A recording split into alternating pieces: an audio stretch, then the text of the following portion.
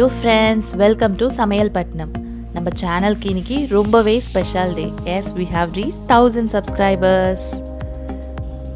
My heartfelt thanks to all our subscribers. இதே மாதிரி எங்களை தொடர்ந்து சப்போர்ட் பண்ணிட்டே இருங்க. எங்க வீடியோஸ் பார்த்தீங்கன்னா உங்க கமெண்ட்ஸும் எங்க கூட ஷேர் பண்ணிட்டே இருங்க. So once again thank you all for being a part of our channel. இந்த ஸ்பெஷல் அக்கேஷனை நம்ம ஒரு ஸ்பெஷல் டிஷ்ஷோட தான் இன்னைக்கு செலிப்ரேட் பண்ண போறோம். Dindigul Thalappakatti Biryani. Thalappakatti பிரியாணின்னு சொன்னாலே சீரக சம்பா அரிசியோட அந்த நைஸ் ஃப்ளேவர் அண்ட் அரோமா அப்புறம் பிரியாணியோட அந்த சூப்பர் டேஸ்ட் தான் நம்மளுக்கு ஞாபகம் வரும். ஸோ அதே மாதிரி டேஸ்ட்டில் வீட்டில் எப்படி ரெடி பண்ணுறதுன்னு பார்த்துடலாம். ஃபர்ஸ்ட் இதுக்கு தேவையான மசாலா அரைக்க போகிறோம். அதுக்கு தேவையான பொருட்கள்: சின்ன வெங்காயம் 1/2 கிலோ தோல் உரித்து எடுத்து வச்சுருக்கோம். அப்புறம் 8 பச்சை மிளகாய், ஒரு பூண்டு, 4-5 இஞ்சி துண்டு, இதெல்லாம் மிக்சியில் போட்டு தேவையான தண்ணியும் அதில் சேர்த்து நல்லா பேஸ்ட்டாக அரைச்சி எடுத்து வச்சுக்கலாம்.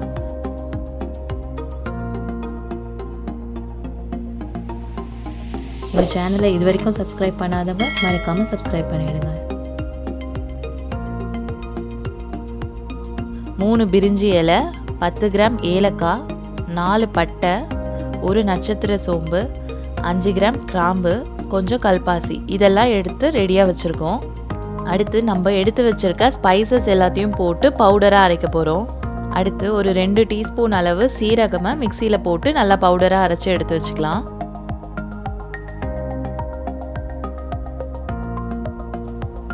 இப்படி இது 3ம் தனித்தனியாக அரைச்சி ரெடி பண்ணி வச்சுருக்கோம். மசாலா எல்லாமே நம்ம ஃப்ரெஷ்ஷாக ரெடி பண்ணி இதில் சேர்க்குறதால பிரியாணி ரொம்ப சூப்பராக இருக்கும்.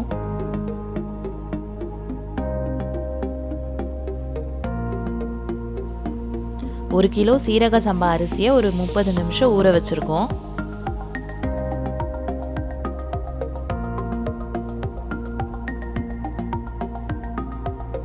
அரை கிலோ மட்டனை குக்கரில் வேக வச்சு எடுத்து வச்சுருக்கோம். ஒரு 2 விசில் விட்டிங்கன்னா நல்லா வெந்துடும். இப்போ வாங்க பிரியாணி ரெடி பண்ணிடலாம். ஒரு பேனில் 1 டீஸ்பூன் நெய் ஊற்றி சூடு பண்ணிக்கலாம்.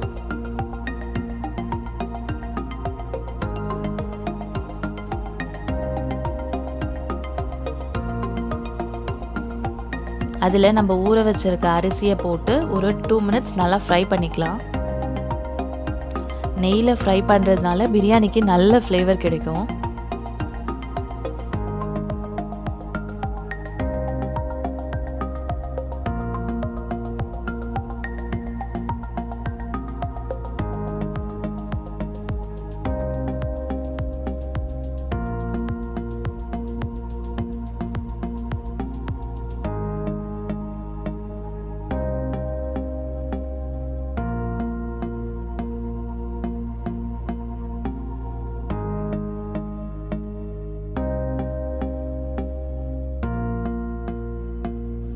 இப்போ நம்ம பிரியாணி செய்ய போகிற பாத்திரத்தில் 1/2 கப் எண்ணெய் ஊற்றி சூடு பண்ணிக்கலாம்.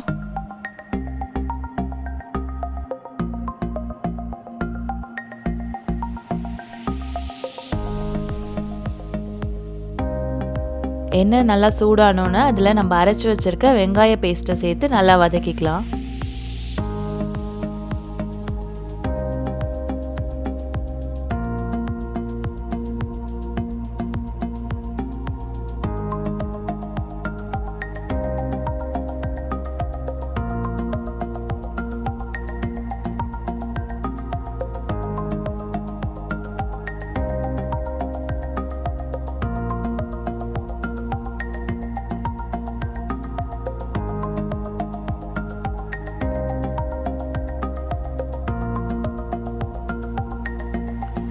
அடுத்து நம்ம அரைச்ச ஸ்பைசஸ் பவுடரை இதில் சேர்க்க போகிறோம்.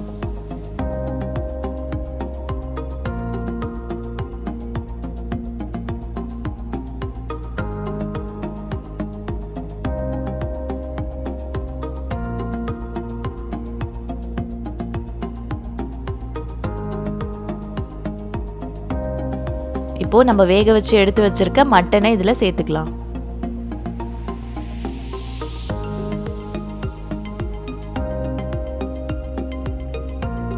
இதை நல்லா வதக்கிட்டு ஒரு கைப்பிடி அளவு புதினா அப்புறம் கொத்தமல்லி இது ரெண்டுத்தையும் சேர்த்து நல்லா கிளறிக்கலாம்.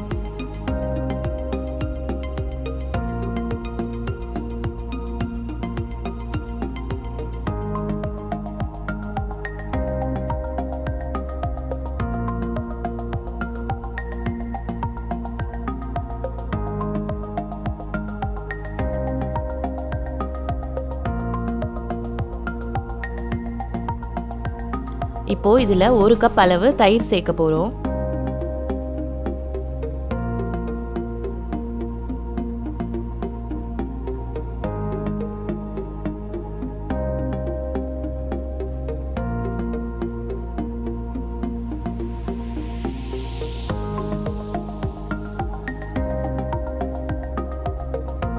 அடுத்து தேவையான தண்ணி, உப்பு இதில் சேர்த்துக்கலாம்.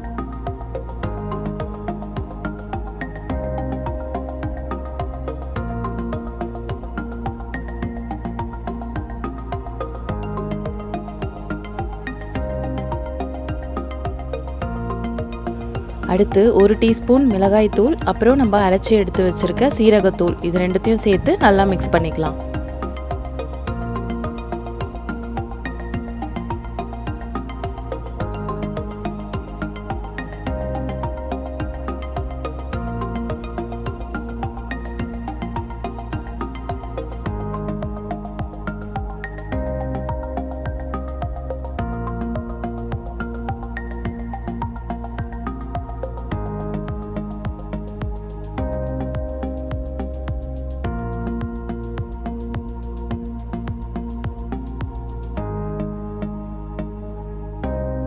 இப்போது இதில் 8 கப் தண்ணி நம்ம சேர்க்க போகிறோம்.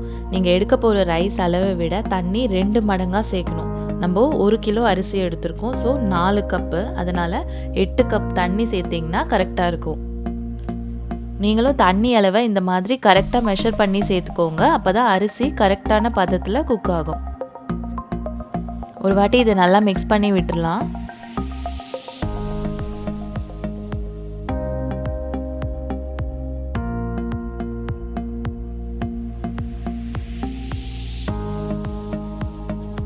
தண்ணி நல்லா கொதிச்சோன்னு நம்ம ரெடியாக வச்சுருக்க சீரக சம்பா அரிசியை சேர்த்து நல்லா கிளறிடலாம்.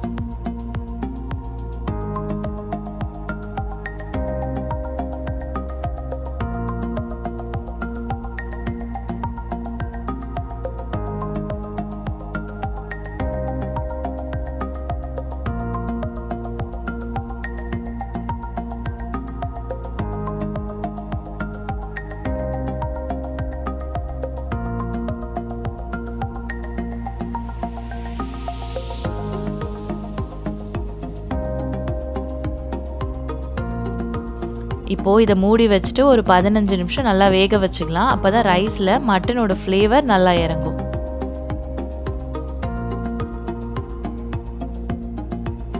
அவ்வளோதான், ரொம்ப டேஸ்டான தலப்பாக்கட்டி பிரியாணி ரெடி ஆயிடுச்சு. நீங்களும் வீட்டில் ட்ரை பண்ணி பார்த்துட்டு உங்கள் கமெண்ட்ஸை எங்கள் கூட ஷேர் பண்ணுங்கள்.